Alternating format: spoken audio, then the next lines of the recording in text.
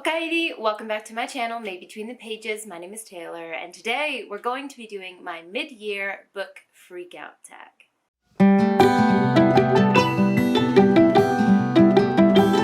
This is one of my favorite tags to do every year, and I'm honestly usually a little surprised at my own answers. It's almost like I've forgotten what I read in the past 6 months, and I really enjoy getting to sit down and reflect on those things. Now, technically, you're supposed to have one answer for every question, but we know at this point that's not something that I'm capable of. So there'll probably be several questions here where I have multiple books as an answer, but that's just going to be the way it is. The first question is already triggering right off the bat, and that is, what is the best book you've read so far this year? Now, when I sat down to think about this, 3 books came to mind. The first one is The Veiled Throne by Ken Liu, the third book in the Dandelion Dynasty. The second book was Legacy of the Brightwash by Crystal Matar. And the third was The Shadow of the Gods by John Gwynne. Now, starting with The Veiled Throne, I can't really say much about it as it is the third in a series, but I read the first 2 books, The Grace of Kings and The Wall of Storms, last year and absolutely adored both of those. This Dandelion Dynasty series is one of my favorites of all time. And I'm actually going to start reading Speaking Bones today, which is so very exciting, which is the last book in the series. But The Veiled Throne is the third one, and I enjoyed it just as much as the first 2. It's a very interesting read in the series, as the first half of the book and the second half of the book are very different, but in my opinion, I think they work together really well. And the end of the book didn't quite reach a final conclusion because The Veiled Throne and Speaking Bones were initially thought to be one book, and then they got separated into 2. So it's a very interesting read, but the quality of the writing, the world building, the prose, the character work, everything is top tier in the series, and The Veiled Throne is the exact same caliber as the first 2. So this had to go on one of my best of lists. Then Legacy of the Brightwash is a self-pub book that I read a month ago now, maybe 2 months ago at this point, and I do have a full spoiler-free review of this book on my channel. I'll be sure to link it up above and down below, so please go check that out for more in-depth thoughts. But I adore this book. It is living in my head rent-free. The character work is phenomenal. The world is so interesting and bleak, if I'm being honest. And the romance in here is just so subtle and beautifully done. This book follows our main character, Tashaway Blackwood, who is a cop in his world, and his job is to monitor and, what's the word I'm looking for? Control, I guess? The group called the Tainted or the Talented, depending on who you talk to. And basically these are people that have magic. And his job is to make sure that they're doing what the government demands that these people be doing, which is basically forced labor to keep society running the way that everyone likes it running, using their powers for the greater good, being forced to do so. And then his son's magic quickens, and which means that it develops, it manifests itself, and his son is now forced into this system. And this is starting to cause internal conflict and cracks in the facade of the laws that Tashaway thought that he was upholding. And it is a fantastic book. It is so well written. Again, please go check out my review if you want to hear more, but I love this book. Everyone should read it. Now, The Shadow of the Gods needs no introduction, really. It took the adult fantasy world by storm when it came out earlier this year in either January or February. It was a 5-star prediction for me. Completely pulled through on that. This is a Norse-based fantasy world that's full of Goliath, vengeful gods, great battle scenes, and a lot of really interesting plot twists. The battle scenes and character work were fantastic in and of themselves, but I must say the thing that still shines for me is the world building. This world is so rich. I could envision it so clearly in my head, and I cannot wait to get more of it. I haven't read any of John Gwynne's other work, but if this book is any indication, I really think I'm going to enjoy his writing. I think it's the Faithful and the Fallen series, so eventually I'll give that one a try as well. The next question is the best sequel you've read so far this year. Now, I'm trying not to repeat the same book more than once if it can be helped. So for this one, I'm not going to do The Veiled Throne. For this one, I've decided to choose In the Labyrinth of Drakes, which is the 5th book in the Memoirs of Lady Trent series, and Rogue Protocol, which is the 3rd book in the Murderbot series. The Memoirs of Lady Trent was a delightful discovery that I had this year. I've been part of a read-along hosted by Maria over on T-Books Magic and a couple other booktubers. Again, I'll be sure to have linked down below. But they did a readathon this year where we read one book from the series each month. And I'd wanted to pick the series up for a really long time, but for some reason I just kind of couldn't get my butt in gear to actually pick it up, and this readathon was really the kick in the ass that I needed, and I love this series. It ended up being a complete 5-star series for me, which is extremely rare. Usually I've got at least 1 4-star in a series, especially if there are 6 books, but I thoroughly enjoyed every single one of these. If I have to pick the one that I enjoyed the most, though, it would be In the Labyrinth of Drakes. This book really has a lot of plot points come to fruition. There's a very Indiana Jones-esque, like, adventure feel. I'm a big fan of Tomb Raider as well, and it definitely gives those vibes at one point. So I just think that this book was the strongest installment. The finale was also a really strong installment, but I could not put In the Labyrinth of Drakes down for the life of me. And for the Murderbot series, I actually picked these up on a whim. I needed a really quick audiobook for my way to and from work, so I decided to pick up All Systems Red, which is the 1st book in the series, and it flew by so quickly that for a couple days there in a row, I was picking these books up every day and finishing one a day.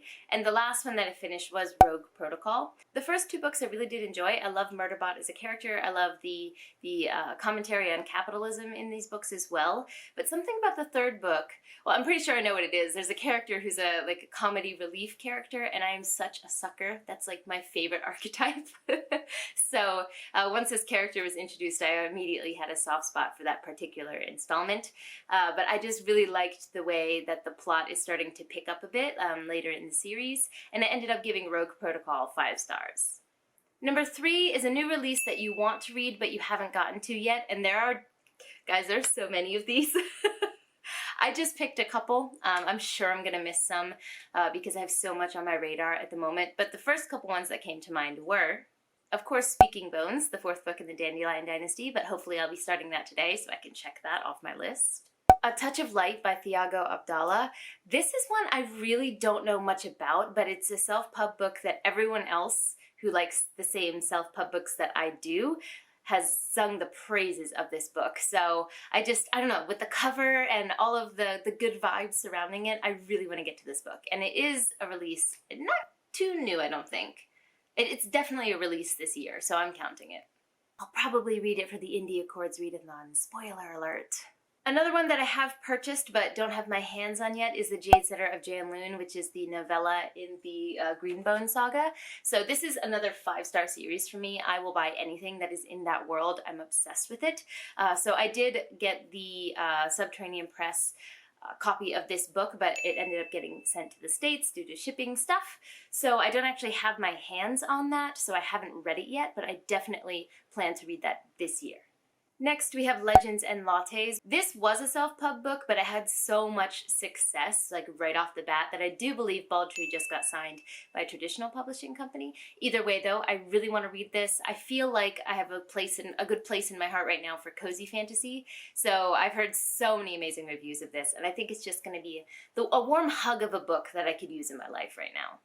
On that same note, this is not a new release, but this is from, I think, 2021.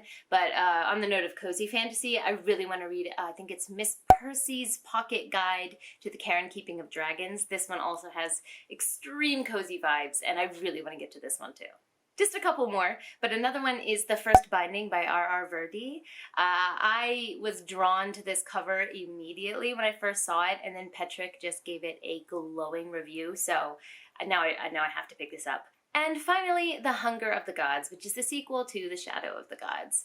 I should be reading this in June, but the jury's still out whether I will finish it or not. We'll see. Questionable. But I do really, really want to read this book, and it's a brand new release. Next, we have the most anticipated books for the second half of the year. Again, I just picked some that popped up, first in my head. The first one being Locklands, which is the third book in I think it's the Foundry Side series. I can't remember the name of the series, but I have the first two books here. Let me just pull them out real quick. So this is Foundry Side, and this is Shorefall, the third book. Shorefall. And then the third book, Locklands, comes out this month. I think in a couple days, actually. So very hyped to get to it. I don't hear enough people talk about this series. This first book was a 5 stars for me. The second one was like maybe a 4. Didn't quite reach the caliber of this one, but the theme work is fantastic here. And I cannot wait to see where Robert Jackson Bennett goes with the third installment. Another one that I think all of Fantasy Booktube is hyped for is The Lost Metal by Brandon Sanderson, which is the 4th book in the Wax and Wane Mistborn Era 2. And I am in the minority in liking this more than I like Era 1. So I cannot wait to get more of these characters. I have tabbed the living crap out of all of these, despite how small they are. So I can't wait to get the 4th book. I love these characters. I love this setting. I'm dying to get my hands on it. And the last one that came to mind right away was Amari and the Great Game, which is the sequel to Amari and the Night Brothers.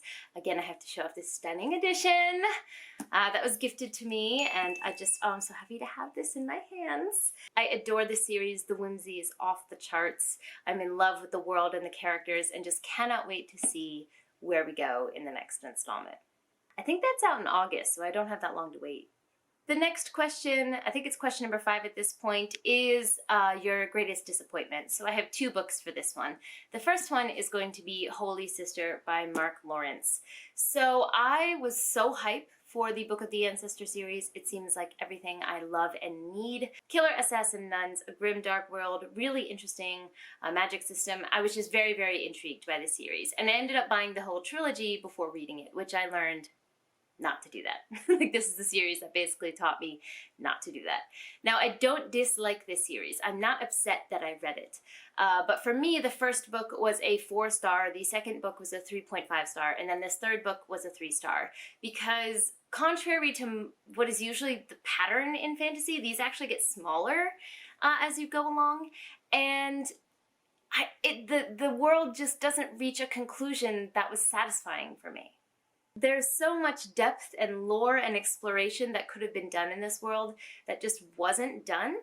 And I mentioned in previous reviews of the series as well that some of the character work with the main female characters, the friendships established in the first book and the enemies established in the first book, really are linchpin points for large plot threads in this third book. And I didn't buy into those relationships in the beginning, so there wasn't really a payoff, or it wasn't believable for me later in the series. So unfortunately, this book just it did not pull through for me. Like I said, I'm not mad that I read it, but it wasn't what I was hoping. And of course, we all knew it was coming. House of Sky and Breath by Miss Sarah J. Maas. I have a full rant review for this book. Again, it'll be linked up above and down below if you want to hear details. I loved the first book, House of Earth and Blood. I gave it 5 stars, and I'm not a Sarah J. Maas stan in general. I have some of her books that I really enjoy, some that really didn't work for me, but House of Earth and Blood, in my opinion, was a triumph of an exploration of, grief and loss and female friendship, and it was just, you could tell it was written with care, and I loved that book. It's all gone. It's all gone in this book. The characters were underdeveloped and infuriatingly dumb. The plot made 0 sense. Look, I've talked about this book enough at this point. If you want to hear more, like I said, please go to the full rant review. Was completely and utterly disillusioned with this series because of this book, but the ending was a masterstroke. So will I read the third book? She might have got me. She might have hooked me. I might pick it up. Will I buy a special edition? Questionable. Very, very questionable. Because even though they're beautiful, I don't know, I really didn't enjoy this book. So, I don't know. We'll see what the future holds for this series. But this second installment, I ended up giving it 2 stars. Question number 6 is your biggest surprise. Now, my choice for this might be a little ironic, seeing as how I haven't made any progress in the last couple months, but the biggest surprise for me so far this year was Moby Dick by Herman Melville. So I pulled this, and I don't remember if it was February or January, I think February, from my TBR jar, along with the short collected stories of William Faulkner. Basically it's just become a running thing on my channel that every month I try to make progress in those 2 books. My goal is to finish both by the end of 2022. I have not made progress in a while. I'm about this far into Moby Dick right now, but the surprising element of this is I expected this to be a slog. I did not expect to enjoy it. I expected it to be kind of one of those books that you read because you want to be able to say you've read it, if that makes sense. But what I've read so far is so fun. I am really, really enjoying this book. Like, there's even a fart joke in here. Like, Mr. Melville! Like, I thought this was supposed to be a highbrow classic. You got fart jokes in here. Like, I love it. So yeah, I'm having a good time with it. You can see the yellow tabs mean like laughter or words I don't know, which is also kind of a nice experience because it's kind of rare that I run into a lot of like words that I don't know. So I have had to look up some stuff while reading this. I don't know, I'm having a really good time with it. Like I said, I haven't made progress in a while, but it's not because I'm avoiding it anymore. Like, it's not scary to me anymore. It just hasn't been a priority because, you know, being a judge for SPIFBO and things like that, that's taken, you know, precedence. So I have not gotten to this, like I said, in a while, but it's my biggest surprise in that I'm really enjoying it so far. The next question is favorite new author. It could be new to you or new in general. And for this one, I am going to choose Mr. Zamil Akhtar, who is the author of Gunmetal Gods, Conqueror's Blood, and Death Rider, which is a prequel novella to Gunmetal Gods. I love these books. You can see that I have just destroyed them with tabs. We have lives over on Steve from Steve Talks Books channel for both Gunmetal Gods and Conqueror's Blood with Zamil himself. And then I actually have a live on my channel for Death Rider. I'll be sure to link that down below. Please go check it out. These books are self-pub books that take place in the Middle East. And the world is so unique, so fascinating. I can genuinely say I don't think I've read anything like these before. I do have a full review as well for Gunmetal Gods on my channel if you want to know in-depth details about it, see if it would be something you're interested in. I'll have that linked above and down below, just like everything else. But just a brief synopsis is we follow 2 main characters in this book, Micah and Kiva. Micah is a religious zealot who has amassed a religious army behind him and is on a conquering quest, if that is that things that you say. He's currently conquering. Why is that so hard for me to say? Other countries and cities. So basically he's a religious zealot who is seeking revenge on those who took his daughter years ago. And then we have Kiva, who is a washed up has-been. He was a hero in the past. He's done all of his heroic deeds and he feels like that life is behind him. But the Shah, his Shah, calls upon him to once again serve. And he's basically dragged out of retirement and he's not so happy about that. And these 2 characters, their plot threads intertwine in really, really interesting ways. This book is very grimdark, so prepare yourself. There are a couple really difficult scenes. And there's also an element of Lovecraftian horror that is just fantastically done in this entire series, honestly. It ramps up even more in Conqueror's Blood and Death Rider, but it's definitely there in Gunmetal Gods. And it adds a really interesting horror element to what is a very human story at its core. It gives it a broader scope. And it's so good. Please, please, please read these. Zamil is awesome. He's a fantastic person and he's a really talented writer. And I think more people need to read these. Next, we have newest fictional crush. Now, this one I'm going to have to repeat a book for this character, but that's going to be Stella Whiterock from Legacy of the Brightwash. She is a fierce, incredibly strong character who holds to her convictions and will do anything for those that she loves and cares for. And the descriptions of her with her fiery red hair and how, little wisps or strands of it will, come out of the hair tie and blow in the wind. My little bisexual heart just gets so happy. I would so hit on Stella Whiterock if I had the chance. She's also a fierce mother, and that's something that really attracts me to characters, or at least it has in recent years. And it doesn't hurt that her little one, Sarah Dwin, is probably one of my favorite characters in this whole book. She's just a delight. So just being able to be with both of them, share a glass of whiskey with Stella, yes please, I'm there. Question number 9 is your favorite character. For this one, I'm also going to do 2. The first one is Xingyin from Daughter of the Moon Goddess. I mentioned this when I talked about this in my wrap-up, but she is just such a breath of fresh air in this type of world. Typically, when books read a bit younger, like this one does, the characters will make rash decisions, and as a reader, you kind of expect that. They're young, they're supposed to make rash decisions. It keeps the plot moving. But in this book, Xingyin is methodical, she's logical. She'll sit down and think about what choices she has available and choose the one that works best for her. And it was just so refreshing for me to read. She's also an archer, and I used to do archery when I was younger, and I just have a really soft spot for it. I still want to pick it up again, actually, in the future. It's just a delightful, delightful sport. And it's been a really long time since I've read a book where the main character is an archer, and that just, I don't know, it drew me towards her. And I enjoyed reading from her perspective for the entire novel. I could not put this down. So she's definitely a favorite of mine. And the next character is actually one of those comedic relief archetypes that I mentioned that I love, and that is Kinn from Gunmetal Gods. Zamil knows that I love Kinn. I'm always petitioning for more Kinn content. So he's a mischievous little djinn in this world, and he's so fun every time he's on the page. I love him. Kinn writes. I'm waiting to see more of him in previous installments. Number 10 is books that made you cry. So for this one, again, I have 2 who surprised absolutely no one. The first book is going to be The Island of Sea Women. So I just talked about this in my May wrap-up, so you can check that out if you'd like to see my thoughts right after reading it. This was the pick for the Only Good Book Club for May, and this book was not at all what I expected going into it. I did expect it to be hard-hitting and deal with difficult subjects, but I didn't expect it to be as heavy or as dark as it was.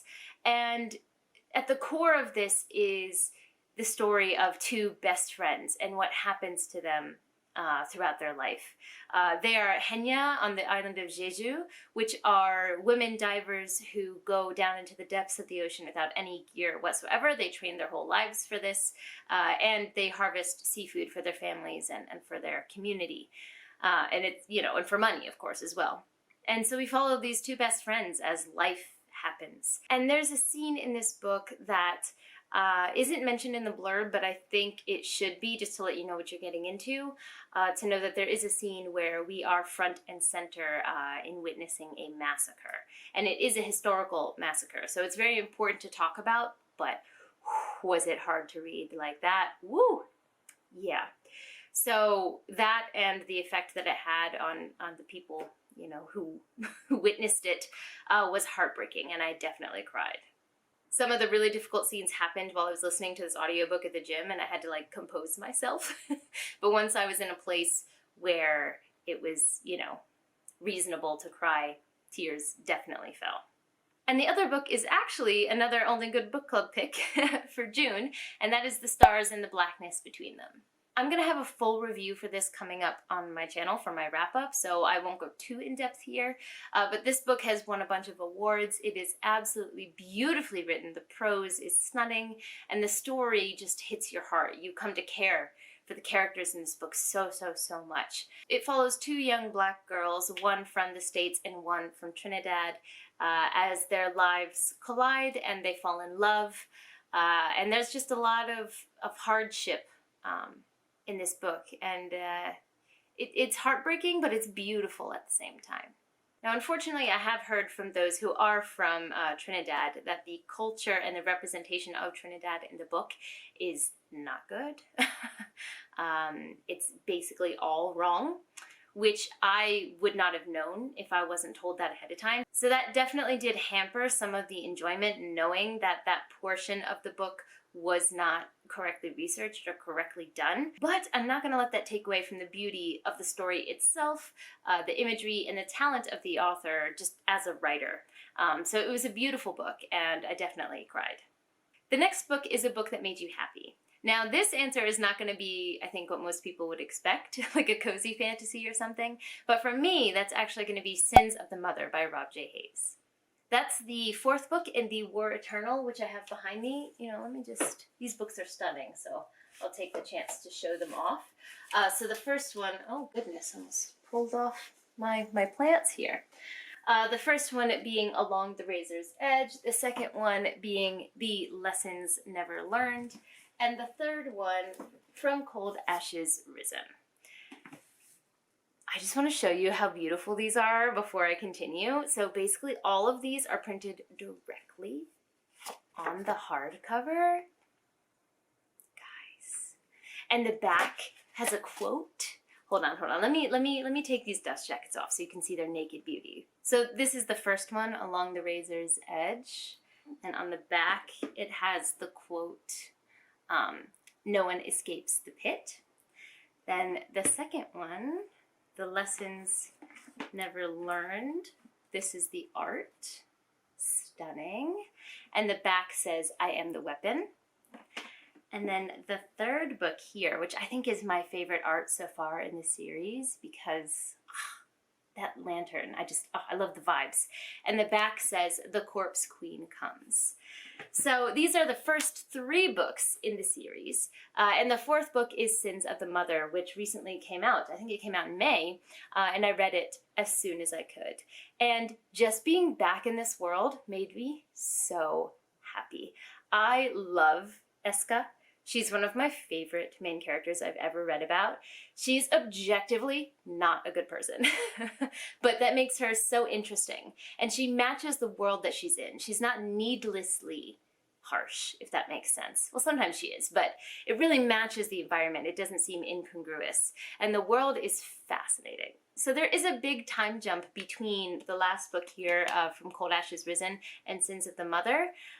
We get a much older perspective from Eska, because these books are her telling her story. So we get a much older perspective in the fourth book, but it was still so much fun to be back in Eska's head, back in her narrative voice. I cannot wait for the fifth book in the series. I think there's only 5, so it should be the conclusion. And I will be getting this edition of all of the books. I've been screaming about this series now since I read it last year, so read it, please, if you haven't. Okay, 2 more prompts to go. So the second to last one is the most beautiful book that you've bought or received this year. Now, I'm a special edition nut. I love them, so beautiful things are kind of my forte. I would definitely say that the War Eternal books here are definitely up there. They're stunning, but I have so many books here that I think are gorgeous. And this is not including ones that I've sent to the States. I did get my hands on the Broken Binding set of the Dandelion Dynasty, and that might have to be the most gorgeous thing, even though I haven't held them in my hands. But I do have some other Broken Binding ones here that are actually from the subscription, which does come to my house here. So this is a spoiler for some of my hauls coming up, but I have the most recent book from Broken Binding, The Ninth Reign here. And if you take it off, look at that stunning naked hardback. Like, come on. It's absolutely gorgeous. And I know that the other ones in the series are supposedly going to match that as well. I already showed Daughter of the Moon Goddess in this video, but this book is gorgeous, stunning. I really want to get my hands on the Fairy Loot edition, but y'all, resellers have lost their damn minds. They're like, oh, $350 for this book. And I'll go places, you know, I'll go out of my way to get a pretty book, but $350? You've lost your damn mind. Absolutely not. I have the First Law series also by the Broken Binding. Let's see if I can get this out. This is quite snug here. There we go. Now it's out of order. I took it out of order. So here are the three together. The blade itself before they are hanged and the last argument of kings. So they all have some kind of foiling on the front. And I'll just show you the sprayed edges real quick here.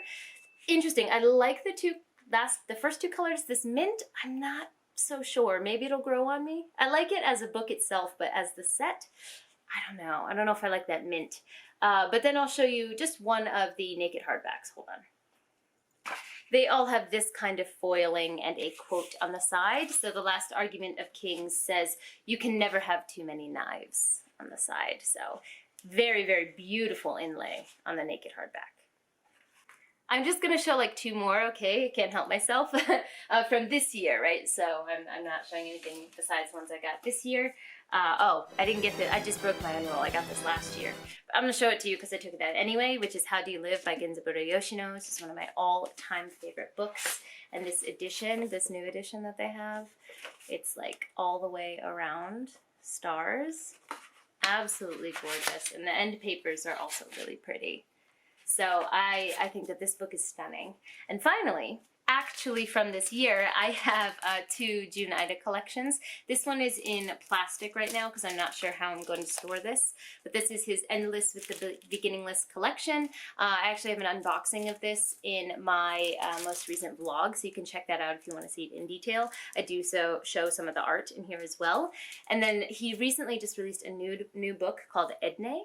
It's art inspired by the Neverending Story, the book, which I've never actually read. So this is inspiring me to do so, but it's just got this very quirky, interesting dust jacket around the outside. Always something new to find here. And then what makes this one of the most gorgeous books, I think, is if you take the dust jacket off, you have this printed directly on it. The quality of Junaida's books is always amazing. And I'm just a huge fan. Here you can see that the eye is yellow, but if you open it and look on the back, it has the same art except the eye is white. So this book is all about mirrors and mirrors within mirrors. And it has quotes from the book as well as art. The quotes are in English and in Japanese, as well as art that accompanies it. And this is just an absolutely gorgeous book. I've only read through it once at this point, but each page has a tiny detail that's different on either side of the mirrored image, and it's so fun.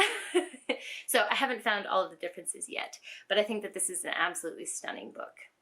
Then the final question is books that you need to read by the end of the year. I mean, the answer to this is so fucking many, like so many.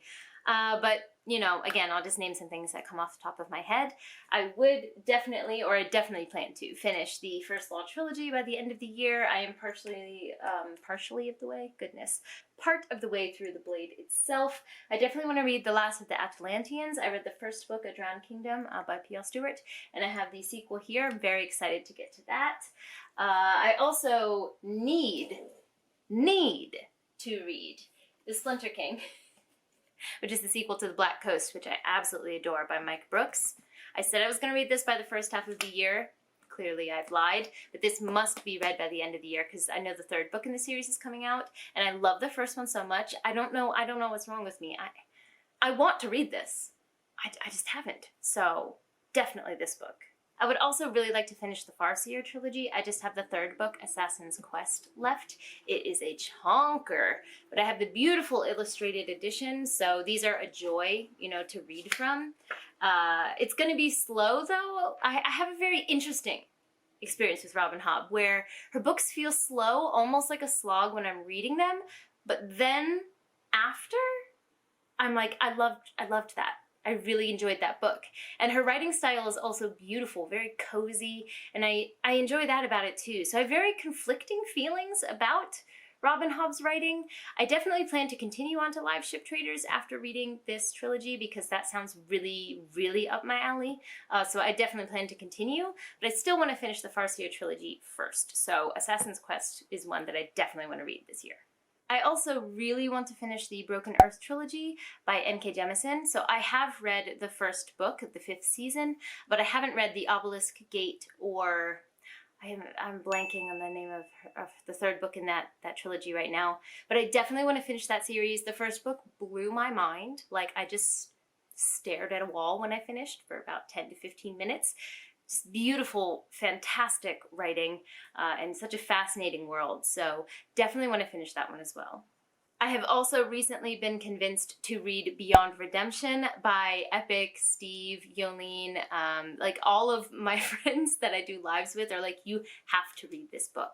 So definitely do want to read Beyond Redemption as well. I think I have to be in the right mental state for that because I've heard that book is just the grim darkiest of the grim dark. So I'll just, be in the right mindset, and then I definitely plan to pick that one up too. And of course, Moby Dick and the collected stories of William Faulkner. These two I definitely want to finish by the end of this year. You can tell this is old, the pages have been yellowed. I really want to read this. I've had it on my shelf for a long time, so if I could finish Moby Dick and this one as well by the end of the year, I will be a happy, happy camper. Okay, this tag is way, way, way too long. Clearly, I wasn't able to stop myself from talking about the books that I loved and enjoyed this year, but I've had a fantastic reading year overall, very few duds at all, and I really plan to continue with those vibes the second half of the year. So I definitely want to pick up my reading pace though. I am technically like 25 books behind on my goal. So I really got to ramp that up a little bit. But please leave a comment down below if you've read any of these books, if you have different opinions, if there's some that you think I should prioritize that I said I was excited for, let me know. Let's chat. Don't forget to like, subscribe, and click that bell. I'd love to have you as part of this community, and I appreciate it. But for now, I'm gonna head out. Jane!